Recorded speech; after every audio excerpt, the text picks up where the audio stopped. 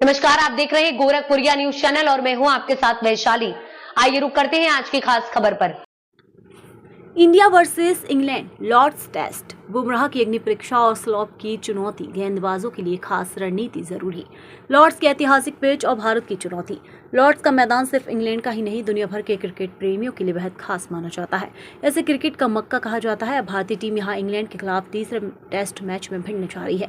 भारतीय टीम ने एजवेस्टन टेस्ट जीतकर सीरीज को 1-1 से बराबरी पर पहुंचा दिया है और अब उसकी नजरें लॉर्ड्स में बढ़त बनाने पर होगी। हालांकि आसान नहीं होगा, क्योंकि लॉर्ड्स की पिच अपने स्लॉप के कारण तेज गेंदबाजी के लिए उतनी आसान नहीं मानी जाती। क्या है लॉर्ड्स का स्लॉप? लॉर्ड्स की सबसे खास बात उसका स्लॉप है। ये पिच एक साइड से दूसरी साइड तक ढलान यानी स्लॉप के लिए होती है।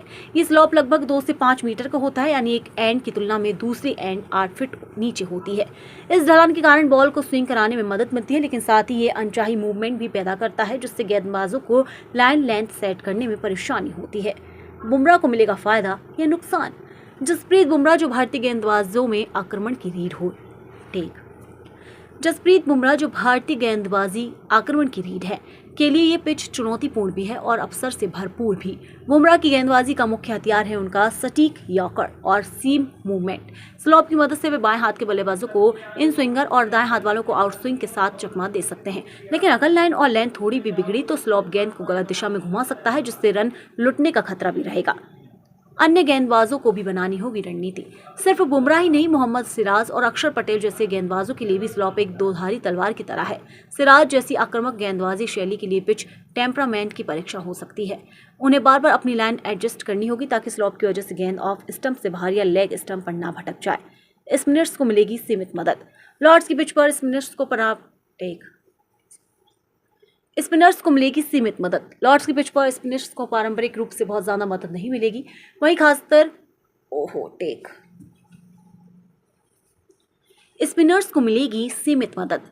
लॉर्ड्स की पिच पर स्पिनर्स को पारंपरिक रूप से बहुत ज्यादा मदद नहीं मिलती, खासकर शुरुआत के 2-3 दिन। लेकिन जैसे जैसे मैच आगे बढ़ेगा और पिच सूखेगी, स्पिनर्स को टर्न और बाउंस मिल सकता है। रविंद्र जडेजा या अक्षर पटेल जैसे गेंदबाज जो तेजी से गेंदबाजी करते हैं, स्लॉप के कारण गलतफहमी और विकेट निकालने की कोशिश कर सकते हैं। बल्लेबाजों के लिए भी परीक्षा की घड़ी। लॉर्ड्स में बल्लेबाजी करना आसान नहीं होगा, खासकर शुरुआत में।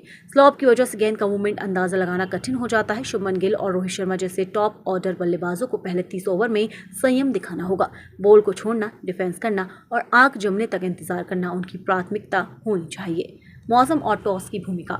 लॉर्ड्स में टॉस जीतकर पहले गेंदबाजी करना अक्सर फायदेमंद साबित होता है, क्योंकि शुरुआती सत्र में बादल और नमी गेंदबाजों को फायदा देती है। लेकिन अगर मौसम साफ रहा तो दूसरी पारी में बल्लेबाजी करना कठिन हो सकता है, क्योंकि पिच धीमी हो जाती है और स्पिन भी पकड़ने लगती है। भारत की प्लेइंग 11 में बदलाव संभव। भारतीय टीम के प्लेइंग 11 में कुछ बदलाव देखने को मिल सकते हैं। गेंदबाजी लाइनअप में शार्दुल ठाकुर की वापसी हो सकती है, क्योंकि वे न केवल गेंदबाजी में विकल्प देंगे बल्कि निचले क्रम में उपयोगी बल्लेबाजी भी कर सकते हैं। इसके अलावा स्पिन विभाग में जडेजा और अक्षर में से किसी एक को जगह मिल सकती है।